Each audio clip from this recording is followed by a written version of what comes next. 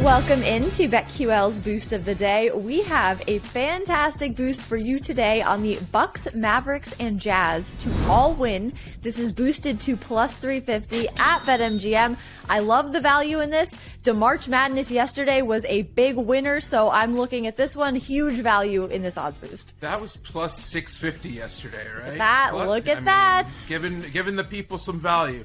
So for this one here, the Bucks are playing the 76ers tonight. BetQL is giving them a 39.4% chance to win. So that's really what might hold this up. So I just want to caution everybody. However, the Mavericks have a 91.1% chance to beat the Lakers according to the model. The Lakers are going to probably be without LeBron James tonight. He's doubtful. The Jazz have a 64.7% chance to beat the Clippers tonight. So all in all, BetQL is projecting all three of these teams to win at plus 330 odds. So you're getting a little bit of value there. It's a 23.2% implied probability. So don't go crazy with this. However, there's a nice bit of value that you can take advantage of. I love it. I love that BetQL agrees. That is always a great sign, of course. We also have our favorite bets for today. My first one is the Nets minus 13.5 against the Pistons.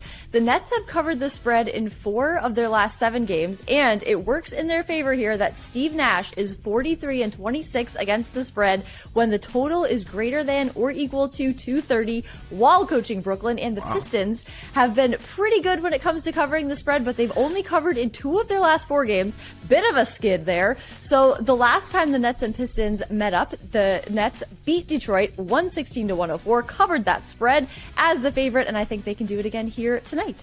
I can't believe you're picking against your Pistons. You've been on the Pistons so many times I have season. to go with Lions are on Hard Knocks. The Pistons are doing what they're doing, so it's all Detroit M&M all the time. But I got to go with the Nets tonight here with this monster spread. It makes sense. I'm going to go James Harden double-double versus the Bucks. So there's this narrative floating around that, James Harden's washed. He can't blow by anybody anymore.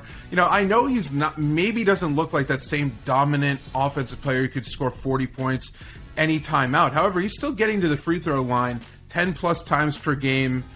He's averaging 22.5 points, 7.9 rebounds, 10.1 assists per game this season.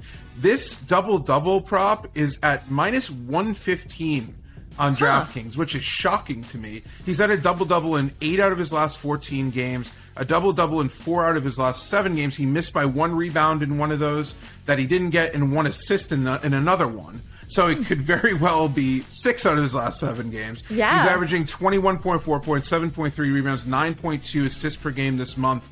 And the Bucks have ranked 23rd in defensive rating on the road this month. So I think that he's going to have an opportunity, at least in those points and assists column tonight, as being the primary ball handler, to rack up both points and assists in those categories and get the double-double here. So at minus 115, that was something that really stood out to me because this guy's been a bit of a double-double machine over the course of his career. Oh, for sure. That's a great one. My other favorite, the Bulls minus 3.5 at the Wizards. So the Bulls covered the spread the last time they faced the Wizards, and that was as 5.5 point favorites. And the Bulls have covered the spread in 5 of their last 8 games as the favorite. And Billy Donovan, again, great Boston movie name, is 41-23. That's what I think of every time I see that name. 41-23 against the spread when playing against a team with a losing record while coaching the Bills. And the Wizards are 9-21 against the spread versus poor defensive teams with a shooting percentage defense of greater than or equal to 46% this season. Heck of a trend right there. So I am absolutely going with the Bulls minus 3.5 against the Wizards tonight.